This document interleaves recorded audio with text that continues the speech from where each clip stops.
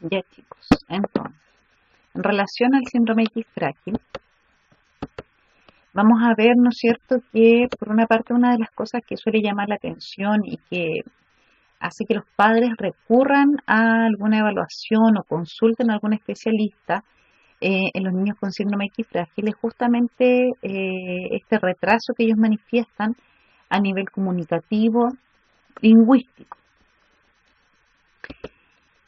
Esta es una señal de alerta que justamente, como les digo, por una parte alerta a los padres, pero también el lado positivo de esto, o por decirlo claro, de alguna forma, en realidad es que también hace que la intervención de ellos pueda comenzar de manera temprana. Ahora, yo se les había anticipado que entre el síndrome de Down y el síndrome X frágil hay varias similitudes a nivel de lenguaje, aunque cada uno tiene sus diferencias fenotípicas, ¿no es cierto?, y que nosotros en el fondo no podemos dejar de considerar tanto para el momento de la evaluación como al momento de elaborar un plan de intervención. Ahora, en cuanto al concepto y las bases genéticas, es una de las causas más frecuentes de discapacidad intelectual a nivel, dentro de las que tienen como causa hereditaria, ¿no es cierto? Se estima que uno de cada 3.600 individuos presentan esta enfermedad. Es un defecto genético, ¿no es cierto?, en donde está involucrada la mutación del cromosoma X. Y esto claramente pensando en que como afecta el cromosoma X, va a afectar de manera distinta a hombres y a mujeres. En el caso de la mujer, como tiene dos cromosomas X, puede compensar en parte, ¿no es cierto?, el déficit que afecta a este cromosoma X con el otro cromosoma. Ahora, la mutación que causa el síndrome X frágil se ubica específicamente dentro del cromosoma X, en lo que aparece allí en el XQ27.3. Y es ahí donde se ubica el gen FMR1. Ahora, ¿cuál es la importancia de este gen? Es que este gen es el que se encarga de la codificación de una proteína, que es la FMRP. Y la carencia justamente de esta proteína es la que trae como consecuencia los síntomas que nosotros encontramos en los niños con síndrome X frágil.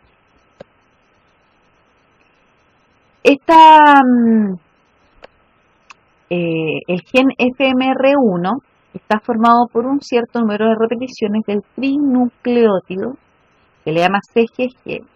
Ahí al lado les puse para que se acuerden, yo sé que esto es materia quizás que no tengan ya mucho recuerdo de ella, pero habla de la citosina, guanina y la guanina. Ahora, en cuanto a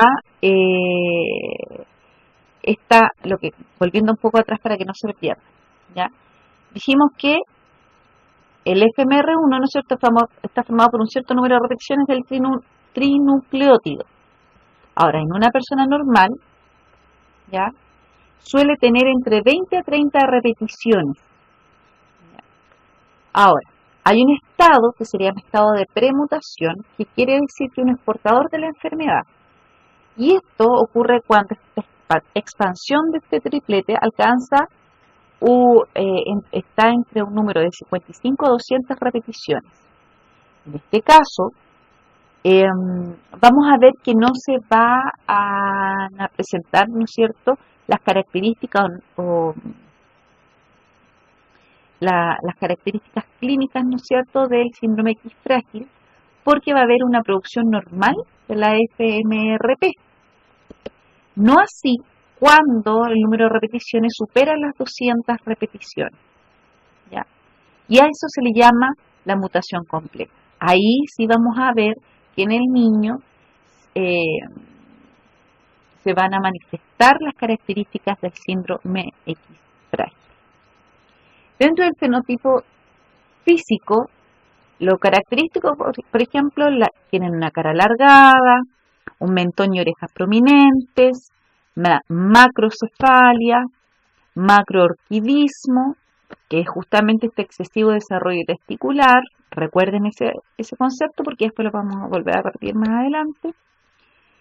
Y dentro de las otras alteraciones que la caracterizan, encontramos algunas alteraciones a nivel otorrinolaringológicas, ¿no es cierto?, como las otitis medias, las alteraciones oftalmológicas, dentro de ellas los trastornos de refracción, el estrabismo, alteraciones osteoarticulares, ahí vemos que pies planos o valgos, estos pies valgos son pies que son como hacia afuera, ¿no es cierto?, hiperextensibilidad articular, alteraciones cardíacas, alteraciones endocrinas, ahí vemos que por esto mismo puede producir obesidad, pubertad precoz, aceleración del peso y la talla, la macroorquidia.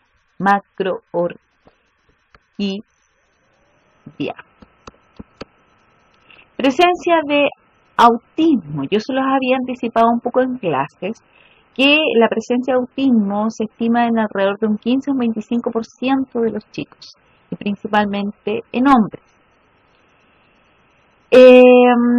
La otra que es importante considerar que si bien un alto porcentaje de estos chicos, entre un 50 y un 90, no necesariamente van a ser declarados como chicos con autismo, ¿no es cierto? Sí puede que presenten algunos de los síntomas que lo caracterizan. Ahí se presentan algunos ejemplos como el aleteo de manos, las mordidas de las manos, pobre contacto visual. Eso igual nos da cuenta también con respecto a la alteración a nivel de integración sensorial de estos chicos. Se hizo un estudio en donde habían 24 niños, 23 niños y una niña, que tenían entre 21 y 48 meses, o sea, casi 2 años, entre casi 2 años y los 4 años, que tenían síndrome X frágil. 8 de los niños tenían ambos diagnósticos, o sea, síndrome X frágil y además TEA. ¿Ya? O sea, un cuarto, 25% de ellos, tenía ambos diagnósticos. Y claramente, ¿no es cierto?, cuando se evaluó su lenguaje receptivo y expresivo, se dieron cuenta que estos chicos coincidía que estos 8 niños eran justamente aquellos que además tenían mayor déficit a nivel lingüístico, en comparación con los que solamente tenían un diagnóstico. En relación al desarrollo auditivo, generalmente acá se dan cuenta que las puntuaciones más bajas en la producción del habla y así como también el desempeño que tienen a nivel lingüístico están vinculadas justamente con que suelen presentar, o muy común en ellos encontrar, que presentan frecuentes otitis media y la pérdida de audición leve en el primer año de vida. En cuanto al desarrollo oral motor, la mayoría de ellos se observa que hay ciertas características ya, anatómicas, como por ejemplo paladar alto, estrecho, paladar arqueado, cialorrea, paladar hendido en un 5% de los niños.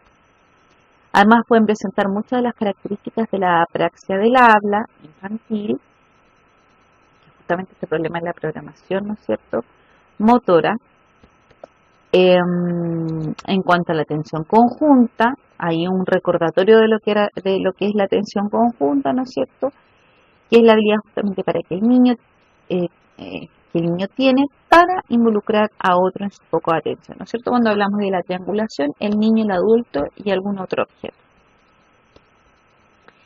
Entonces, ahí sí. Los chicos en general, con síndrome X frágil, presentan dificultades a nivel atencional, por lo tanto vemos que no es fácil en ellos desarrollar la atención conjunta debido a la hiperexcitabilidad que ellos presentan. Además también encontramos en ella autoagresión y movimientos constantes y la hiperactividad. Por lo anterior, tienden a evitar situaciones sociales, lo cual merma la posibilidad de que los cuidadores cuenten con instancias para realizar la atención conjunta. ¿Ya? Son niños muy inquietos, entonces eso claramente le va a afectar el desarrollo de la atención conjunta. En cuanto al lenguaje, de acuerdo a lo que plantean Ferrandi y colaboradores, la semiología del trastorno del lenguaje está dominada por la alteración a nivel fonética, fonológica, sintáctica, en las primeras edades. En los adolescentes vemos que está más afectado a nivel léxico, sintáctico y semántico pragmático. A nivel fonológico,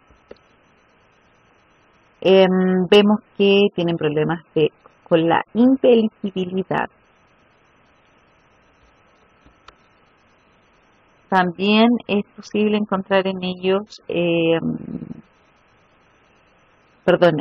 estos problemas son más evidentes dentro de los 3 primeros años de vida. A nivel léxico, a nivel de lenguaje expresivo.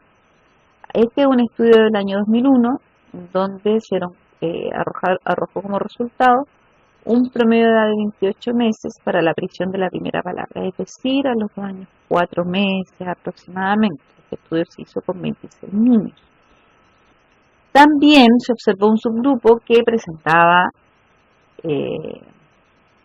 tanto el diagnóstico de síndrome X frágil como de autismo, y estos chicos eran completamente no verbales o extremadamente limitados en sus capacidades expresivas, que es más o menos lo que se concluía en el estudio que les mostré anteriormente del año 2003, y solo lograban emitir algunas palabras sueltas. Hay otro estudio más de Roberts y colaboradores.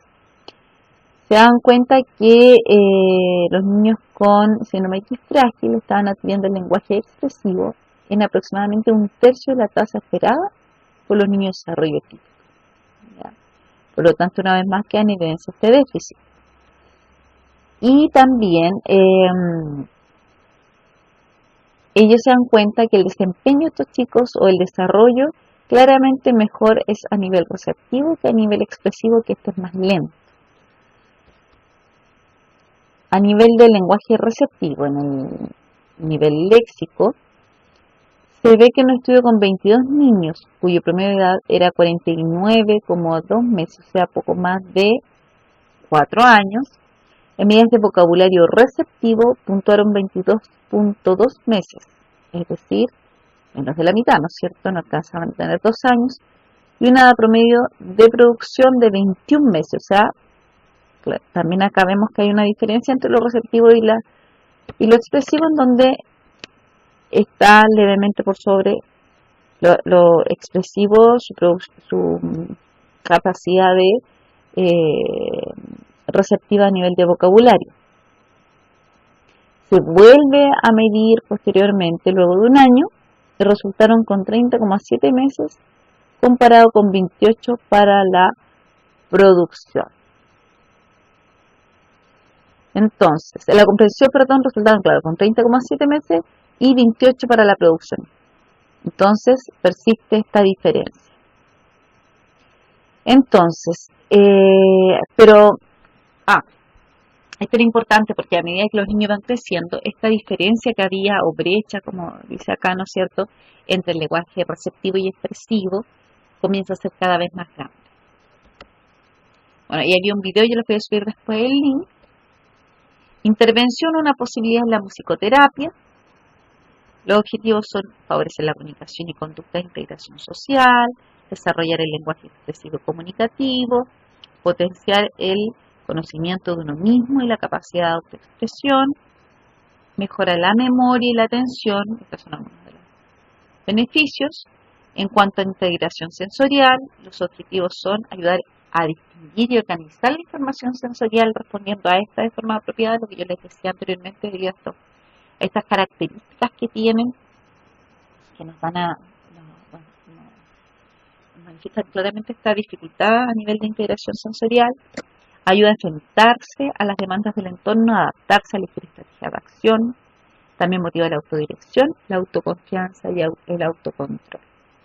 En el fondo, esto en general, chicos, tiene mucho que ver con cómo ellos se van a comportar cuando están con otras personas, pero fundamentalmente también está esto, que aquí está mencionado al final, el tema del autocontrol,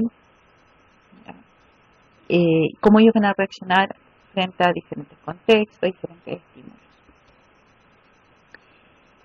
También es favorable para el control postural, la percepción visual y las capacidades motoras. En cuanto a la intervención a nivel del lenguaje, la idea es trabajar desde los neuropsicológicos, o sea, la atención, también el control del motor, los movimientos de lengua, labios, mandíbula, control postural, tono muscular, inteligibilidad del habla, modulación vocal, fluidez verbal, velocidad y planificación motora, que es lo que yo les decía que tenía que ver con los chicos que tienen estos síntomas de características de la apraxia del habla. Aumentar y mejorar el vocabulario, la expresión y el lenguaje social mediante el uso apropiado de lenguajes y gestos.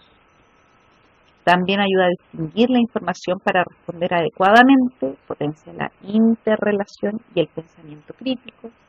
Normaliza la sensibilidad al contacto oral, comprende el uso del contacto visual facial y las normas sociales de distancia, expresión facial, gestos y posturas. También a nivel pragmático vemos que es importante que ellos aprendan a respetar turno, iniciar, mantener y finalizar una conversación. De acuerdo a lo que plantean estos autores. Cuando nosotros vamos a planificar una intervención, debemos considerar que estas actividades se ajusten a las características fenotípicas del comportamiento del niño, como las temperamentales, individuales y relacionadas con la historia de aprendizaje de cada sujeto. Es un poco lo que yo siempre le he estado enfatizando, chicos, en el fondo, el conocer en qué consiste un síndrome les permite tener una idea de más o menos lo que se van a enfrentar, pero las decisiones finales las van a tomar después de ver cuáles son las características particulares de ese niño que ustedes tienen enfrente, para que la planificación o la terapia se ajuste a sus necesidades, de acuerdo a su contexto y a los requerimientos que este niño tenga. Ahí aparece la bibliografía, en base a la cual me basé para realizar la clase. Y acá también lo mismo. Lo otro, ustedes se tienen que fijar, el diagnóstico va a ser igual que en el caso de los chicos con síndrome de Down. La diferencia acá está en que, como les decía, puede además estar simultáneamente, podemos encontrar características de niños con TEA. Entonces tenemos que ver si son algunas características, definitivamente son dos diagnósticos que están en forma simultánea en niños. Les voy a dejar el link con el video para que lo puedan ver y también un foro para que realicen consultas. Que estén muy bien.